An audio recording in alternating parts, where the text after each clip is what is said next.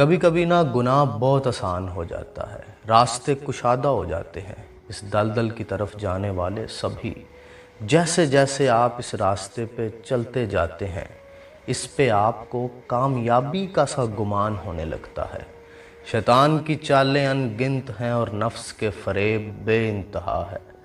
آپ اپنے ارد گرد کے سارے ماحول پہ غور کریں، گناہ کرنا انتہائی آسان ہو گیا ہے۔ ایسا لگتا ہے کہ رسی نہ صرف دراز کر دی گئی ہے بلکہ شاید کھلی چھوڑ دی گئی ہے۔ گناہ کے بے شمار مواقع میسر ہیں، اور پھر گناہوں کو جسٹیفائی کرنا اس سے بھی زیادہ آسان ہو گیا ہے۔ کوئی بات نہیں، وہ بھی تو کر رہے ہیں نا، یہ بھی تو کر رہے ہیں نا، ہم بھی کر لیتے ہیں۔ ایک آدھ ایکسپیرینس سے بھلا کیا ہو جائے گا؟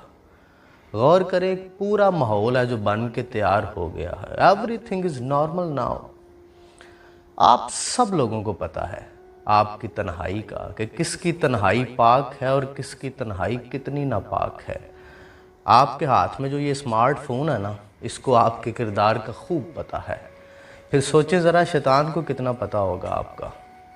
میرا ایک دوست کہا کرتا ہے کہ لوگوں کے پاس جو موبائل فون ہے نا، اسمارٹ فونز ہیں، یہ فیصلہ کر دیتے ہیں کہ کون اللہ کا بندہ ہے اور کون شیطان کا بندہ ہے، کون نفس کا پجاری ہے اور کون نفس کے خلاف جہاد کر رہا ہے، کون جنت میں جائے گا اور کون اپنے لیے آگ کا بندوبست کر رہا ہے۔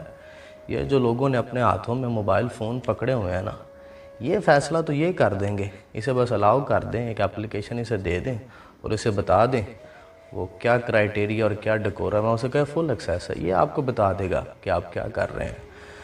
قرآن حکیم میں اللہ رب العزت نے آسمان اور زمین کی قسمیں کھائیں، دن اور رات کی قسمیں کھائیں، سورج اور چاند کی قسمیں کھائیں، اور اس کے بعد اللہ نے ایک بات کہی کہ نفس کی پاکیزگی ہی کامیابی ہے۔ ساری جنگ یہ ہے اور یہ واضح ہے۔ کسی اسکالر کی ضرورت نہیں ہے آپ کو، کسی واعظ کی، کسی مقرر کی، کسی خطیب کی، کسی کی ضرورت نہیں ہے آپ کو۔ آپ کو پتہ ہے کہ آپ کہاں غلطی کر رہے ہیں، اللہ رب العزت آپ سے کیا چاہتا ہے اور کہاں آپ اس کی حدود کو پامال کر رہے ہیں۔ یہ ساری دنیا ایک کام کرتی ہو، ساری دنیا نے اس کام کو نارملائز کر دیا ہو، اگر وہ کام اللہ نے کہہ دیا ہوا ہے نا کہ مجھے نہیں پسند، تو پھر نہیں پسند اسے۔ یہ ساری دنیا اس کے مخالف ہو جائے، ساری دنیا اس کا انکار کر دے، اس کے احکامات کا انکار کر دے، اس کی بادشاہی کو ایک ذرہ برابر بھی فرق نہیں پڑنا۔ 6 ارب لوگ اس دنیا میں اسے نہیں مانتے، تم 2 ارب بھی اس کی نہ مانو، اس کی شاہی میں کوئی فرق نہیں پڑنا۔ پر جو اس کی بات ہے نا، وہ ویسے ہی ہے جیسے وہ ہے۔ اس نے جب کہہ دیا کہ کامیابی جو ہے وہ نفس کی پاکیزگی میں ہے، تو پھر یہی کامیابی ہے۔ جو مرضی لوگ کامیابی کی ڈیفینیشن کرتے ہوں، وہ نفس کی ڈیفینیشن ہو سکتی ہے، شیطان کی ڈیفینیشن ہو سکتی ہے، اللہ کی بات وہی ہے جو اس بادشاہ نے ارشاد فرما دی ہے۔